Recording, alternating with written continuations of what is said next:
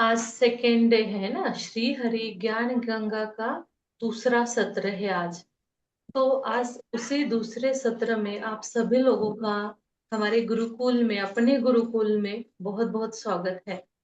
तो आप सभी का श्री हरि ज्ञान गंगा के आज के इस सत्र में जो आपको ज्ञान मिलने वाला है, जो भी चीजें आपको मिलने वाली है, देखो इसकी पीपीटी नहीं है या इसको मैं आपको नोट्स वगैरह नहीं दे रही हूँ, लेकिन आपको अगर जरूरत लगता है एक भी पॉइंट तो आप नोट डाउन कर लीजिए अपने हिसाब से। सबसे पहले मैं आप सभी लोगों के लिए एक अपने जीवन के एक स्वास्थ्य, ज्ञान और आत्मविश्वास के लिए निकालना चाहिए ये बताऊंगी। यही सही निर्णय है आपके जीवन में सकारात्मक परिवर्तन की शुरुआत बनाने के लिए। देखो, मतलब ये हमारा जो उद्देश्य है ना, बल्कि भारतीय ज्ञान परंपरा, आयुर्वेद और प्राकृतिक जीवन शैली को सरल भाषा में लोगों तक पहुंचाना है, यही सबसे बड़ा संकल्प है। अगर हर एक चीज आपके पास मिल जाए, आपको देखो एक एक चीज, अगर हर रोज आपको एक ज्ञान मिलता है, एक पॉइंट भी आपको मिलता है ना, तो कितना बड़ा नॉलेज आपके पास होगा। इसीलिए आपकी जिम्मेदारी है हर रोज सेशन के लिए टाइम पे ज्वाइन कर लीजिए, है ना। देखो, जैसे मैं आप लोगों को बता रही हूँ, एक्सप्लेन कर रही हूँ, तो मेरा तो ज्ञान बढ़ रहा है, मुझे तो अच्छा लग रहा है, लेकिन मुझे पता नहीं है आप लोगों को कैसा फील हो रहा है, क्या हो रहा है। सर्वग्रह आयुर्वेद, आज की दुनिया में दवाइयां बढ़ रही हैं, अस्पताल बढ़ रहे हैं, लेकिन हम वास्तव में अपने स्वास्थ्य को बिल्कुल ही देखते नहीं हैं और खो रहे हैं, अपना स्वास्थ्य हम खो रहे हैं, है ना।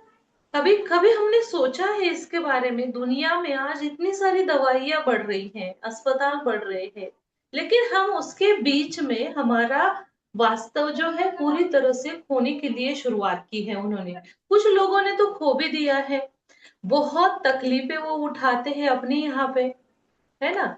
तो हमें एक एक परेशानी को हल करना है। तो आयुर्वेद के दो प्रयोजन होते हैं। आज का जो टॉपिक है हमारा, आज हम इसी जो, मतलब आज मैंने ये टॉपिक लिया है इसके लिए कि श्री हरि ज्ञान गंगा के माध्यम से हम प्रतिदिन केवल जो 30 मिनट ऐसे विषय पर चर्चा करेंगे जो हमारे जीवन, परिवार और समाज के अधिक स्वास्थ्य, जागरूक और आत्मनिर्भर बनाने में सहायक हो। आज हमारा विषय जो है, आयुर्वेद क्या है। देखो, हर लोगों ने अलग अलग कंसेप्ट मान ली है कि हाँ यही आयुर्वेद है, वही आयुर्वेद है। क्या आयुर्वेद क्या है ऐसा जब मैंने आपको बोला है, या जैसे मैंने ये टॉपिक आपको बताया कल ही, मतलब कल का जो सेशन खत्म हो गया तो मैंने बताया कि नेक्स्ट सेशन हमारा आयुर्वेद क्या है इसके ऊपर रहेगा। कल से लेकर आज तक आपके मन में, या अभी जैसे मैंने आपको बोला है, तो अभी आपके मन में क्या क्वेश्चन आए हैं? थोड़ा सा एक्सप्लेन कर सकते हैं क्या? क्या क्वेश्चन आए आपके मन में?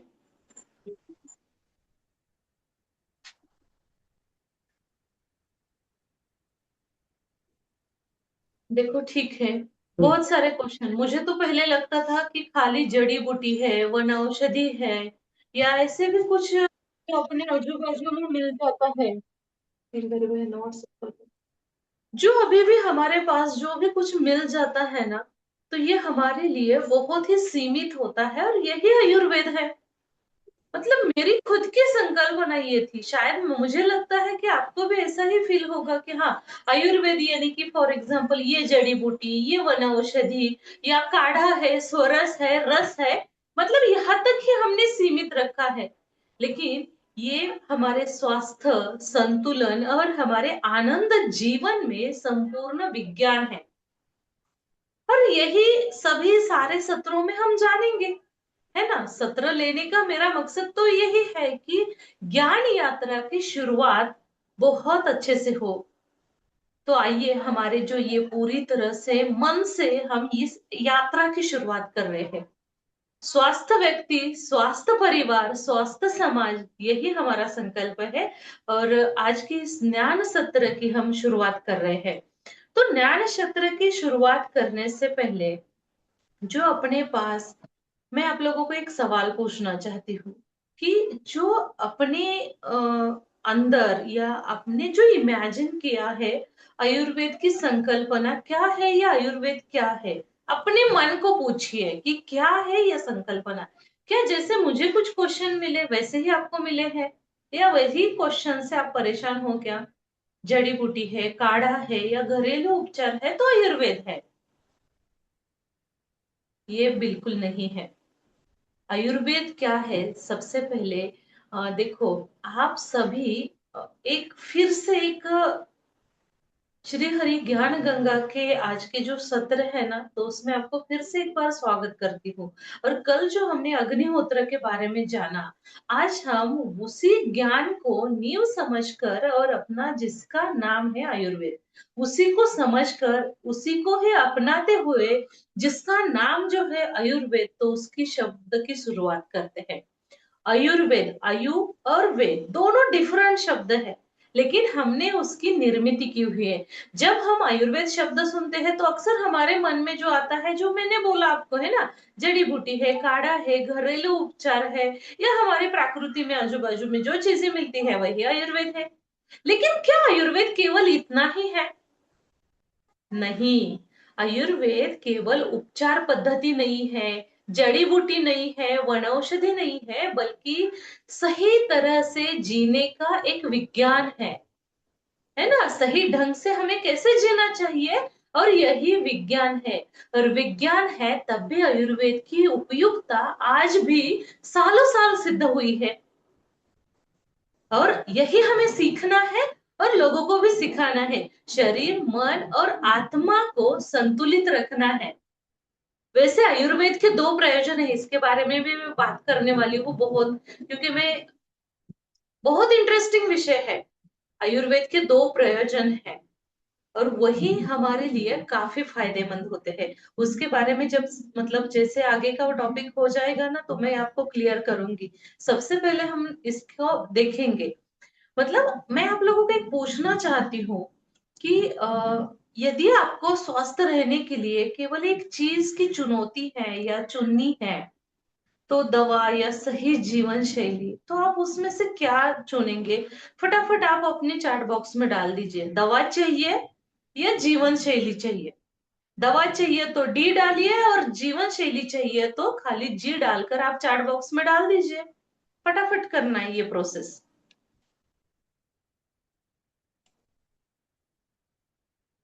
हम्म। मतलब देखो, किसी को भी दवा चाहिए नहीं है। डॉक्टर साहब, आपको चाहिए क्या दवा? नहीं चाहिए ना, बिल्कुल नहीं चाहिए। मुझे तो बिल्कुल नहीं चाहिए। आपको देखिए क्या चाहिए। लेकिन आयुर्वेद इतना महत्वपूर्ण है, और आयु यानी कि जीवन है, वेद यानी कि ज्ञान है, विज्ञान है। मतलब आयुर्वेद यानी कि जीवन का विज्ञान है, जीवन का ज्ञान है।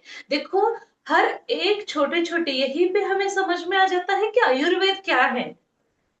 सबके दिमाग में रहते हैं। आज काफी सारे कोर्सेज चल रहे हैं, काफी सारी समस्या चल रही है समाज में। सब लोग देखते हैं, मैं आयुर्वेद करता हूँ, नेचुरल करता हूँ, सेंद्रिय करता हूँ। लेकिन क्या इतने करने से ये सारा आयुर्वेदिक बन जाता है? नहीं। सबसे पहले आयुर्वेद में अगर हमारे जीवन में परिवर्तन करना है तो ज्ञान से ही करना चाहिए। और सही ज्ञान, सही मार्गदर्शन हो तो आप सही तरीके से अपनी जो जीवन यात्रा है वो सफल कर सकते हैं। ये केवल मतलब एक बीमारी ठीक करने के लिए, या जैसे हम सिखाते हैं आपको कि कैसे सिखा, मतलब उसको कैसे जीना चाहिए, कैसे खाना चाहिए, कैसे कब सोना चाहिए, कब उठना चाहिए, कैसे सोच करनी चाहिए, और कैसे स्वस्थ होना चाहिए, यही आयुर्वेद है। आयुर जीवन, वेद ज्ञान या विज्ञान। मतलब आयुर्वेद का अर्थ साफ साफ है कि जीवन ही विज्ञान है, और यही सबसे बड़ा ज्ञान है हमारे लिए। मतलब जीवन का ज्ञान हमारे पास होना बहुत ही जरूरी है। ठीक है। वैसे भी आयुर्वेद चार भागों में देखता है ना। आयुर्वेद जो है ना, चार अलग अलग प्रकार से जो अपने शरीर में जो देखना है ना, तो चार भागों में दिखाई देता है। सबसे पहला शरीर है, मन है, इंद्रिया, आत्मा। और शरीर, मन, इंद्रिय, आत्मा का संतुलन, ये सबसे बड़ा स्वास्थ्य व्यक्ति कहलाता है, और व्यक्ति का वास्तव ही स्वस्थ है। आयुर्वेद केवल लंबी आयुर्मान के लिए बल्कि स्वास्थ्य, सुखी और एक सार्थक जीवन के लिए ज्ञान देता है। चलो मैं आपको एक पूछ लेती हूँ कि आपके अनुसार अच्छा जीवन किसे कहा जाता है? केवल लंबी उम्र या स्वास्थ्य, आनंदमय जीवन? थोड़ा सा इमेजिन कर लीजिए।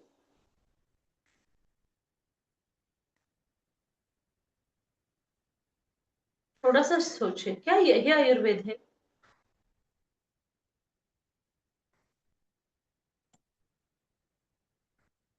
आयुर्वेद क्या है अपनी संकल्पना? तो इसको हमें एक एक करके जानना है।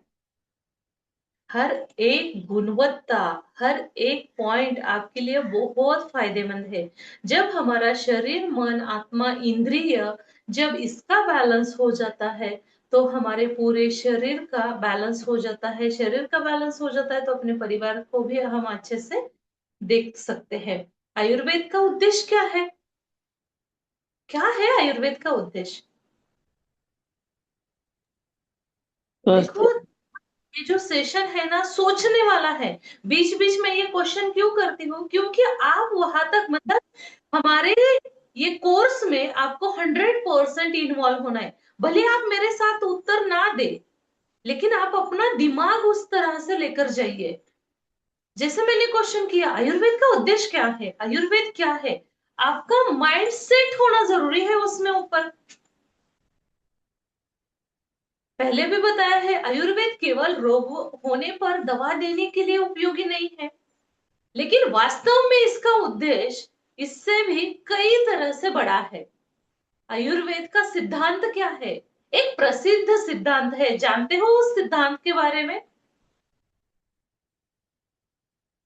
जानते हो उस सिद्धांत के बारे में? आयुर्वेद का जो बहुत बड़ा प्रयोजन है, सिद्धांत है।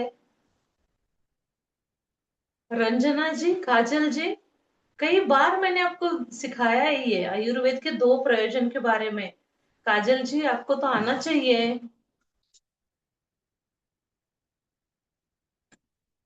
चलो ठीक है, जैसे क्लास खत्म हो जाती है तो भूल जाते हैं, है ना? स्वास्थ्यस्य स्वास्थ्य रक्षणम, आतुरस्य विकार प्रशम च। अर्थात स्वस्थ व्यक्ति की स्वास्थ्य की रक्षा करना और रोगों के रोग का उपचार करना, है ना? वैसे भी आयुर्वेद के 2 प्रयोजन है ना? 2 प्रयोजन कौन से हैं आयुर्वेद के? यही 2 प्रयोजन है ना। स्वास्थ्य से स्वास्थ्य रक्षणम पहला प्रयोजन है आयुर्वेद का। मतलब स्वास्थ्य मनुष्य के शरीर में दोष, धातु और जो मलों का संतुलन रखना चाहिए ना, वह दिनचर्या, ऋतुचर्या और सही खान पान से शरीर की एक रोग प्रतिकार शक्ति बढ़ जाती है। विकार प्रशमच, रोगी व्यक्ति के लिए, रोग उत्पन्न होने के लिए उसके मूल कारण का पता लगना चाहिए। औषधियां है, पंचगव्य है, पंचकर्मा है, प्राकृतिक उपचार पद्धति है, और ये प्राकृतिक उपयोग के द्वारा कई सारे रोगों को जड़ से शांत करना, यही आयुर्वेद का प्रयोजन है। क्या आप आयुर्वेद के इस विशेष पंचगव्य, पंचकर्मा, दिनचर्या के अधिक बारे में जानते हैं? तो जो गलत है उसको छोड़ देना है, जो सही है उसको आजमाना है। आयुर्वेद का प्रयोजन बहुत बड़ा, मतलब देखो, आयुर्वेद मैंने कई बार आपको बताया है कि आयुर्वेद खाली 1-2 दिन में सीखने की बात ही नहीं है। जैसे आयुर्वेद को हम गहराई से समझने की कोशिश करते हैं ना, तो काफी सारे सिद्धांत हमें पता चलते हैं, और इसी सिद्धांत को हमें अगर जानना है, परखना है, तो गहराई से ज्ञान लेना बहुत जरूरी है। आयुर्वेद के जो 2 प्रयोजन है ना, कभी भी भूलने नहीं है। स्वस्थ व्यक्ति की स्वास्थ्य की रक्षा करना, ये पहला प्रयोजन है, और दूसरा है रोगी के रोग का उपचार करना। इसलिए तो सिद्धांत में बताया है, आयुर्वेद में बताया है, स्वास्थ्य से स्वास्थ्य रक्षणम, आतुरस्य विकार प्रशम च। स्वास्थ्य की रक्षणा, रचना और रक्षा दोनों भी इंपॉर्टेंट है। आयुर्वेद की सबसे बड़ी विशेषता, उसके बाद उपचार करना, यही सबसे बड़ी विशेषता है। सबसे पहले रोगों की रक्षा करना, उनके उपचार सही तरीके से करना, यही आयुर्वेद है। ऐसे ही ऐसी जो जीवन शैली है अपनाने की प्रेरणा देता है। यही जीवन शैली हमारे लिए अपनाने की प्रेरणा देती है, जिससे रोग होने की संभावना कम होती है। इसलिए आयुर्वेद केवल उपचार नहीं बल्कि रोकथाम है, प्रिवेंशन है, और सभी समान रूप में बदलने की एक शक्ति है। फिर एक क्वेश्चन दिमाग में आता है, मन भी करता है आपको पूछूं, है ना? क्या बीमारी होने के बाद इलाज करना बेहतर है, या बीमारी आने से पहले उसको रोकथाम करना अच्छा है? कमेंट में बताइए, यस नो बता दीजिए। फटाफट चैट बॉक्स में टाइप कीजिए आप यस नो। इससे देखो, चैट बॉक्स यूज करने से है ना, मुझे पता चलेगा कि आप लोग कितने इंटरेस्टेड हो। मतलब ये जो मैं सेशन ले रही हूँ ऐसे ही ले रही हूँ, या मतलब मेरे तो ज्ञान में शुद्धि हो रही है, लेकिन अपना अपना देखिए, मैं तो सिर्फ हूँ, आयुर्वेद मेरे पीछे लगा हुआ है। आपके पास क्या है देखिए, बहुत बढ़िया अल्फा जी, यस।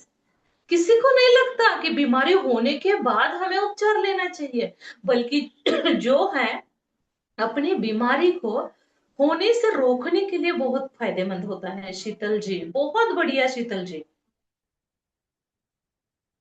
ये मतलब देखो, हर बीमारी का इलाज आयुर्वेद में होता है, हर बीमारी का। हम आयुर्वेद के बारे में सोचते हैं तो खाली जड़ी बूटी, रस स्वरस काढ़ा, यही हमारे सामने आ जाता है। तो उसके बाद वनस्पति के बारे में हम सोचते हैं।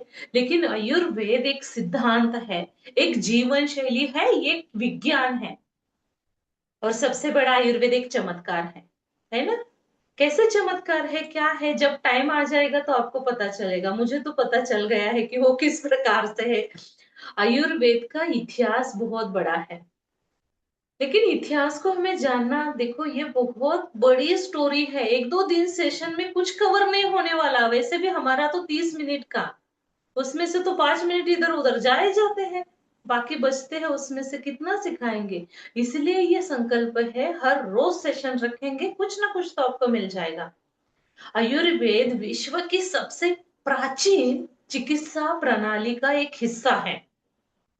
भारतीय परंपरा के अनुसार यह ज्ञान ब्रह्म से प्रारंभ होकर दक्ष, अश्विन कुमार, इंद्र, भारद्वाज और आगे जाके अपने आचार्य तक ये हमें मिला है।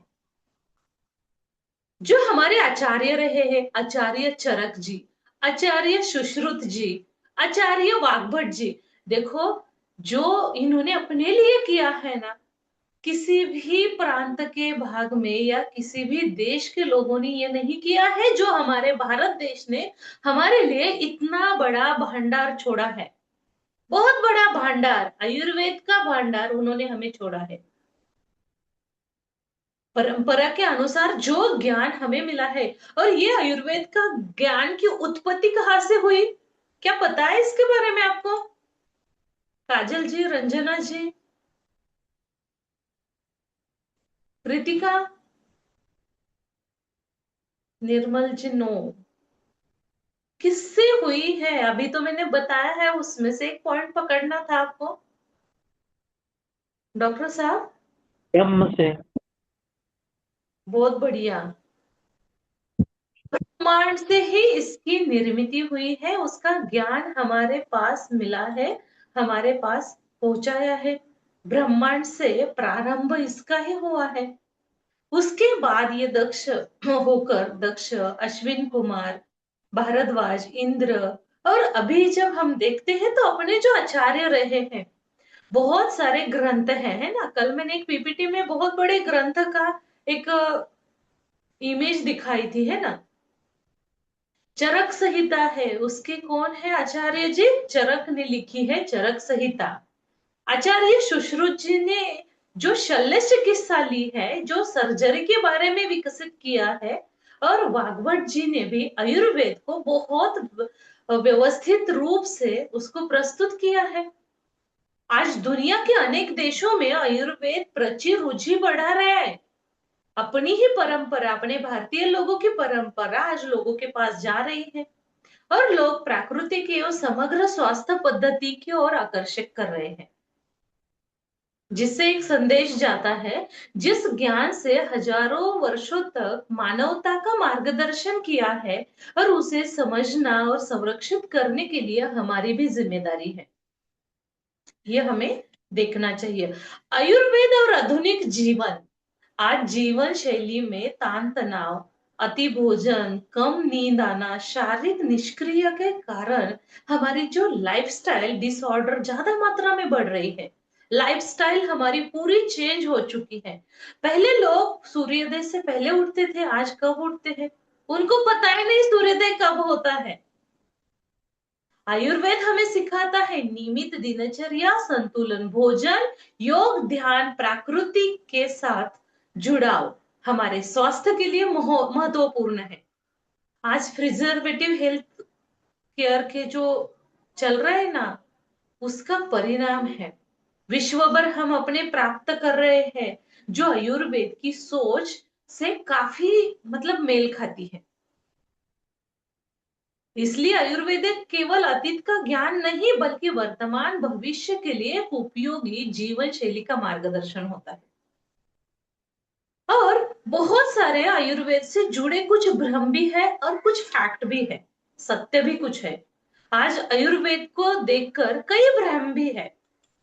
जैसे आप इमेजिन करें कि क्या क्या भ्रम है, कैसे कैसे आपको इसके बारे में पता चल जाता है। आयुर्वेद मतलब बहुत बड़ा एक हमारा जो संकल्प होता है, या जो आयुर्वेद के बारे में कुछ लोग सोचते हैं कि केवल जड़ी बूटी का नाम है आयुर्वेद। कुछ मानते हैं कि केवल बुजुर्ग के लिए ही आयुर्वेद होता है। कुछ लोग केवल रोग होने पर उसको अपनाते हैं। लेकिन वास्तव क्या है? लेकिन वास्तव क्या है? आयुर्वेद हर एक व्यक्ति के लिए बना हुआ है। ऐसा नहीं कि बड़े बुजुर्ग उसका सेवन करे, उसका यूज करे। आज जो मतलब छोटे से बड़े तक बहुत सारी औषधियां हैं, बहुत सारे फॉर्मुलेशन है, तो उनके लिए बने हैं। जैसे बच्चा पैदा होता है, 2-4 दिनों में उनको सुवर्ण प्राशन खिलाया जाता है। वही क्या है? सुवर्ण प्राशन सबसे बड़ी निर्मित आयुर्वेद से ही हुई है। आज हम क्या पिला रहे हैं बच्चों को? पैकेट वाला दूध, पैकेट वाला पाउडर वाला, घर में आकर उसमें गुनगुना पानी डालते हैं प्रीमिक्स में, और उसका पेस्ट बनाते हैं, बच्चों को खिलाते हैं। कभी कभी सोचते हैं ना, देखो, सोचते हैं कि जैसे हम है तो इतना सारा कुछ चल रहा है। अगर हमारे बच्चे बड़े होंगे, थोड़ा सा इमेजिन कर लीजिए, जैसे आज हम काफी सारा केमिकल का इस्तेमाल हमें करना पड़ता है, पता नहीं आगे जाके हमारे बच्चों को या आने वाली पीढ़ी को कितना सामना करना पड़ेगा केमिकल का। केमिकल से दूर रहना यही आयुर्वेद है। बहुत अलग अलग संकल्पना है आयुर्वेद की। वास्तविकता तो यही है, आयुर्वेद हर आयु के व्यक्ति के लिए बना हुआ है। इसका मुख्य उद्देश्य स्वास्थ्य जीवन शैली अपनाने के लिए है। साथ ही आयुर्वेद पर आधुनिक वैज्ञानिक अध्ययन का लगातार हो रहा है। इसलिए हमें सही जानकारी प्रामाणिकता स्रोतों से ही सीखनी चाहिए, है ना। प्रामाणिकता बहुत बड़ी है। जहां पर आपको अच्छा ज्ञान मिलता है तो आप उनके साथ जुड़े रहिए।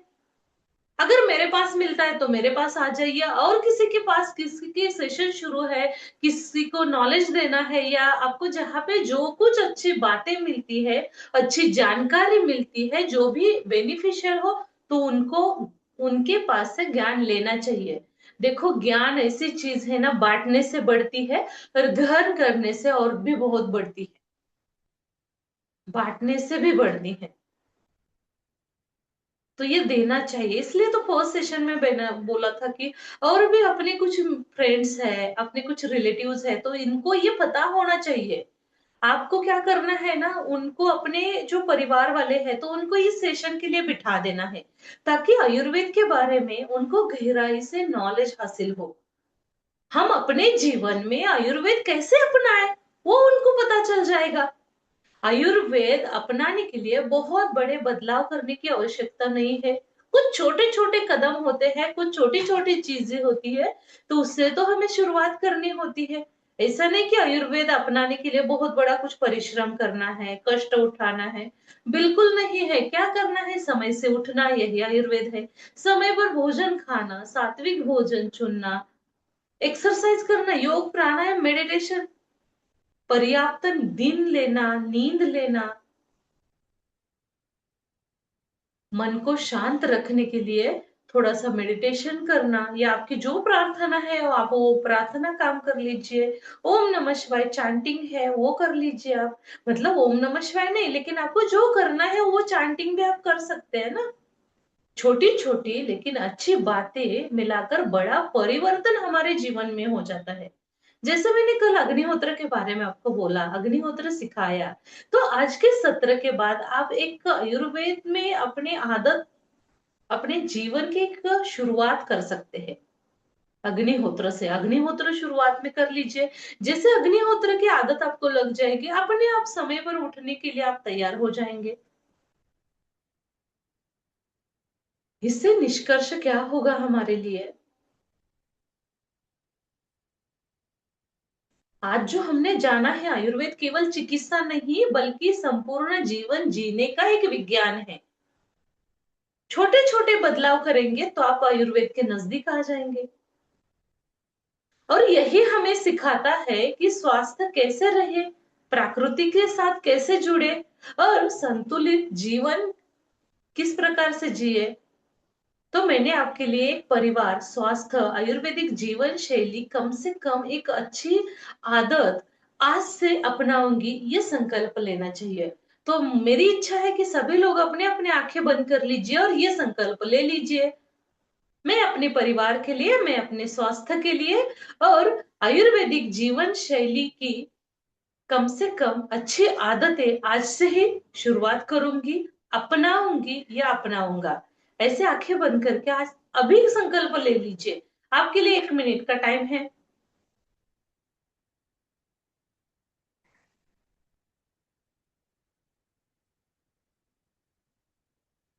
ठीक है, ओके। तो और एक चीज याद रखें, स्वास्थ्य व्यक्ति, स्वास्थ्य परिवार, स्वास्थ्य समाज, और यही हमारा संकल्प है। तो आज के सत्र में इतना ही है ना। मैंने कल ही बताया था खाली 30 मिनट के आसपास ही सत्र होगा, क्योंकि काफी सारे लोग बिजी है ना। कल का जो नया टॉपिक हमारे लिए रहेगा, जो हमारे लिए काफी फायदेमंद है। देखो, जो व्यक्ति हर रोज के 30-30 मिनट के भी सेशन आप लोग ज्वाइन करेंगे ना, तो आपके पास बहुत अच्छा कुछ मिलने वाला है 1 साल के बाद। और 25-30 मिनट निकालना हमारे लिए कोई बड़ी बात नहीं है, आम बात नहीं है। हम निकाल सकते हैं, है ना। वैसे तो आप कैमरा बंद करके ही रखते हो यहाँ पे, है ना। मैं बोलती हूँ यहाँ से कैमरा ऑन कर लीजिए, कैमरा ऑन कर लीजिए, लेकिन नहीं। अगर मैं मेरा कैमरा बंद करूँ तो आपको अच्छा लगेगा नहीं ना। ठीक है, मुझे भी पता है आप लोग सारे बिजी लोग हैं, वर्किंग वुमन्स हैं, है ना। बहुत सारा काम आपके पास रहता है। तो काम करते करते भी आप देख रहे हो ना, तो ठीक है, वीडियो ऑन करें, क्या फर्क पड़ता है ना। तो बहुत बढ़िया से आगे, जैसे जैसे हम आगे जाएंगे ना, तो बहुत से अच्छे अच्छे सेशन आपके सामने लेकर आने का प्रयास मैं आपको कर लूंगी। ठीक है। तो आज आयुर्वेद से आप लोग जुड़े, आयुर्वेद का ज्ञान आपके पास हासिल हुआ, तो ये आपके लिए काफी फायदेमंद है। और समय से जब आप लोग जुड़ते हैं तो मैं समय से आपकी इसकी शुरुआत कर सकती है। तो आयुर्वेद में एक काढ़ा मैं बताती हूँ, अगर किसी को नोट डाउन करना है तो नोट डाउन कर लीजिए, इसका रिकॉर्डिंग नहीं मिलेगा। ठीक है, मैंने बोला है ना, हर एक दिन में आपको ऐसे ऐसे टिप्स मिल जाएंगे जो हमारे लिए इंपॉर्टेंट रहेंगे, है ना। आयुर्वेदिक बहुत, सबसे पहला तो हम संकल्प करेंगे चाय छोड़ने का। तो चाय तो छूटती नहीं है। तो चाय छोड़ने के लिए हमें क्या करना चाहिए? तो हमारे घर में ही चाय पत्ती बनानी है। चाय पत्ती बनाने के बाद उसको गुड़ के साथ उबालना है और उसका सेवन करना है। तो अगर आपको वो काढ़ा वाला फॉर्मुलेशन चाहिए तो नोट डाउन कर लीजिए तुरंत ही। तुलसी, अमरूद के पत्ते, आम के पत्ते, जो लोग लिखना चाहते हैं वो नोट डाउन कर लीजिए। तुलसी, अमरूद के पत्ते, आम के पत्ते, नीम के पत्ते,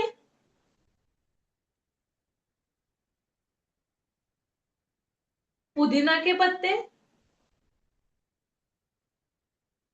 सम मात्रा में लेकर उसको सुखाकर रखना है। उसमें दालचीनी पाउडर, लौंग पाउडर, सौंठ पाउडर, अदरक पाउडर, हरी इलायची पाउडर उसमें ऐड करनी है। और उसको सूखने के बाद सारा एक मिश्रण बनाकर डब्बे में पैक करना है। जिसे 1 कप आपको बनाना है, अपने अंदाज के अनुसार आप डाल सकते हैं, स्पेसिफिक मात्रा ऐसी कुछ नहीं है। तो उससे क्या हो जाएगा, तो आपकी मैम चाय छूट। दालचीनी इलायची और क्या बोला? सौंठ, अदरक। सौंठ पाउडर अलग होती है, अदरक का पाउडर अलग होती है, दोनों भी डाल दीजिए। लौंग, दालचीनी, सिगारेट दालचीनी होनी चाहिए। सिलोन दालचीनी या सिगारेट दालचीनी, दालचीनी के भी 2 प्रकार है। वैसे तो मिलावट हो जाए तो काफी सारे हैं, लेकिन हमारे आयुर्वेद में 2 प्रकार है दालचीनी के। सिलोन दालचीनी और सिगारेट दालचीनी, दोनों में से आप एक का इस्तेमाल कर सकते हैं। लौंग दालचीनी, अगर जरूरत है तो थोड़ी मात्रा में, नॉर्मल मात्रा में मिरी पाउडर उसमें ऐड कर दीजिए। नहीं तो मिरी पाउडर ऐड नहीं करना। अगर लगातार आप हर रोज लेना है तो मिरी पाउडर नहीं लेना है। कभी कभी लेना है तो आप उसमें मिरी पाउडर ऐड कर सकते हैं। तो सारे को एक चूरन बनाकर डब्बे में बंद करके रखना है। जैसे 1 कप बनाना है तो आधा चम्मच पाउडर और नॉर्मली गुड़ डालकर उसको उबाल लीजिए, चाय जैसे पी लीजिए। और भी टेस्ट अच्छी चाहिए तो उसमें से थोड़ा सा नींबू डालकर पी लीजिए। मैम ये अमृत के पत्ते कौन से होते हैं, किसको बोलते हैं हम? मराठी में अमरूद। उसको अमरूद। अच्छा। अमरूद, हाँ। मैडम अमरूद के पत्ते मिलना यहाँ पे मुश्किल है, तो उसके अलावा आप क्या कर सकते हैं? नहीं, मिलते हैं, मार्केट में मिल जाते हैं, नहीं तो अपने गुरुकुल में है, आकर लेकर जाइए। या मैम बात मैडम कर रहे गुरुकुल तक आना मिलते हैं, अरे ये ऐसे यहाँ पे कुछ मतलब बड़ौदा में तो कहीं नहीं मिलते हैं। काजल जी, आप 2 बार गुरुकुल में आए, 5-5 दिन वहां पर आपने स्टे किया, तब लेकर जाते लेकिन ना लेकिन तो पत्ते, आपको। हाँ पत्ते लेके जाना चाहिए था। बराबर है। हाँ, और आपने तो पिया भी है ना गुरुकुल में हाँ 5 दिन के। हाँ, ठीक वो तो है। काढ़ा बहुत मस्त लगता है। हाँ, मिलेंगे मिलेंगे मिलेंगे, नहीं तो मैं भेज देती हूँ आपको। ठीक है मैडम। आपने वो अमरूद पाउडर। मीन्स पेरू बोलते हैं ना मराठी में। हाँ हाँ हाँ, अमरूद को पेरू पेरू। पेरू। पेरू या जामफल? गुजराती में जामफल जाम के। हाँ। पेरू पेरू ही आता नहीं, है, जामफल भी आता है, तो इसमें किसके पत्ते लेने हैं? किसके भी लो भाई, मुझे पता नहीं आपके गुजरात में क्या बोलता है, हमारे महाराष्ट्र में तो पेरू बोला जाता है। यहाँ हमारे भी यहाँ पेरू ही आते हैं और जामफल भी आते हैं। हाँ, तो पेरू ले लीजिए। तो उसके पत्ते यहाँ नहीं मिलते, आप भेज दीजिए। पेड़ पेड़ पे मिल जाएंगे, पेड़ से ढूंढो। मैम और इसका यहाँ हमारे इतने सारे पेड़ नींबू के नहीं पत्ते होते। का, ये नींबू का पत्ता या लेमन ग्रास भी यूज कर सकते हैं क्या? लेमन का पत्ता मैंने बोला, और लेमन ग्रास मैं भूल गई बोलने के लिए, तो ऐड कर दीजिए लेमन ग्रास उसमें। Lemon okay. ग्रास भी ऐड करना है, और लेमन के पत्ते भी मैंने बोला था वो भी ऐड करना है। मैडम एक बार फिर से रिपीट कर दीजिए ना प्लीज। 1 मिनट।